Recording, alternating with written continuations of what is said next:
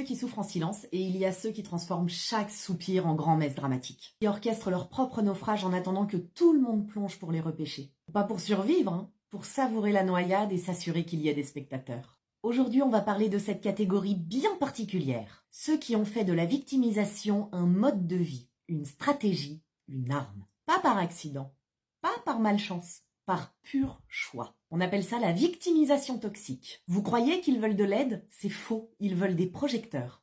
Ils réclament du soutien, mais la seule chose qu'ils attendent vraiment, c'est que quelqu'un vienne remplir leur vide existentiel à grands coups de compassion et de louanges déguisées en encouragement. Leur pire cauchemar? Que vous arrêtiez de les regarder. Tout commence par une petite validation. Oh, je comprends. Juste assez pour amorcer la pompe, pour capter un peu d'attention, pour amorcer l'arnaque. Une fois le projecteur braqué sur eux, ils enclenchent la machine. Ils s'accaparent tout.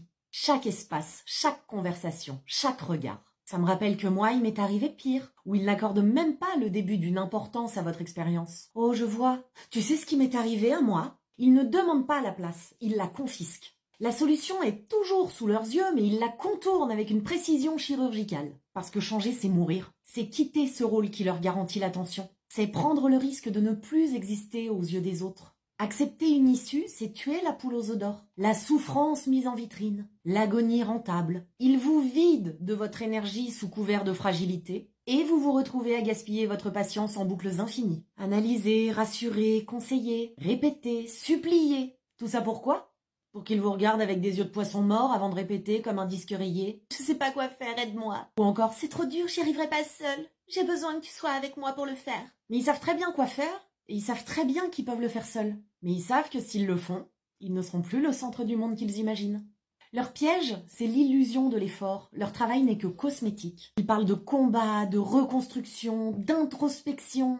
Mais regardez bien, rien ne change jamais. Parce qu'ils ne veulent pas avancer. Ils veulent qu'on leur décerne une médaille pour avoir vaguement essayé. Ils montrent, ils ne font pas. Leur enfer, ce n'est pas la douleur. Leur enfer, c'est qu'on leur dise « Ok, maintenant, agis », avant de ne plus leur offrir que l'unique chose qu'ils méritent, l'indifférence. Et si vous osez pointer leur immobilisme, si vous brisez l'illusion, préparez-vous à la grandiose tragédie. La sainte offense, l'indignation feintée, les larmes sous prétexte de trop de dureté, la culpabilisation outrancière souvent à base d'excuses creuses pour mieux vous ramener à la place qu'ils ont décidé que vous alliez occuper dans leur petite pièce. Parce que ce qu'ils veulent, ce n'est pas un miroir, c'est une cour de courtisans, un cœur de yes-men émotionnels. Le plus pathétique, ils croient qu'ils sont aux commandes. Ils pensent manipuler le monde, tirer les ficelles, orienter les discussions. Mais la réalité, c'est qu'ils ne dupent plus personne. Leur mélodrame tourne en rond. Leur souffrance mise en scène lasse et les fidèles se raréfient. Et plutôt que de se remettre en question, qu'est-ce qu'ils font?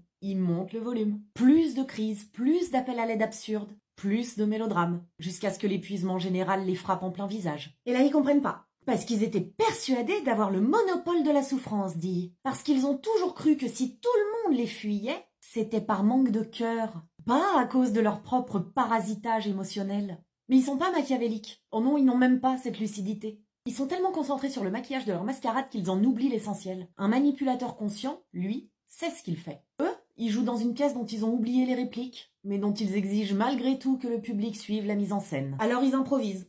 Mal. Et ça se voit. Pathétique n'est même plus le mot.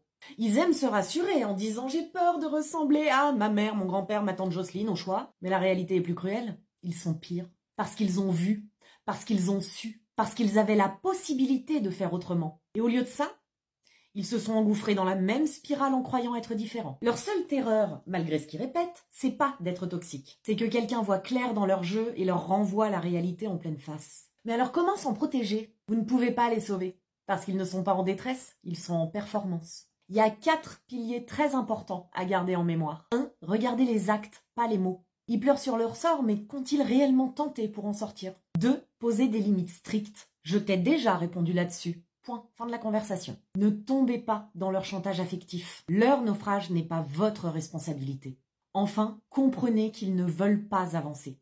Ils veulent un public. Le véritable drame pour ces gens-là, c'est pas leur souffrance. C'est qu'à force de la théâtraliser, de la brandir comme un trophée, ils la rendent insupportable pour les gens qui auraient pu les aider sincèrement. Le jour où plus personne n'écoute, ils crient à l'abandon. Ou énoncent avec grandiloquence « Écoutez-moi tous, j'ai compris, faites pas comme moi !»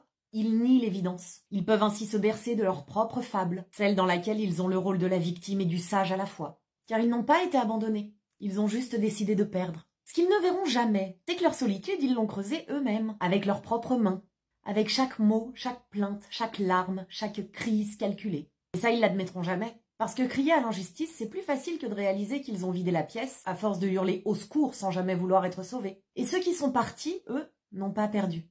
Ils ont juste arrêté de jouer. Ils ont compris qu'aucun scénario ne valait leur énergie, leur patience, leur bienveillance gaspillée. Et surtout que la seule manière de gagner face à cette comédie, c'est de ne plus jamais acheter de billets.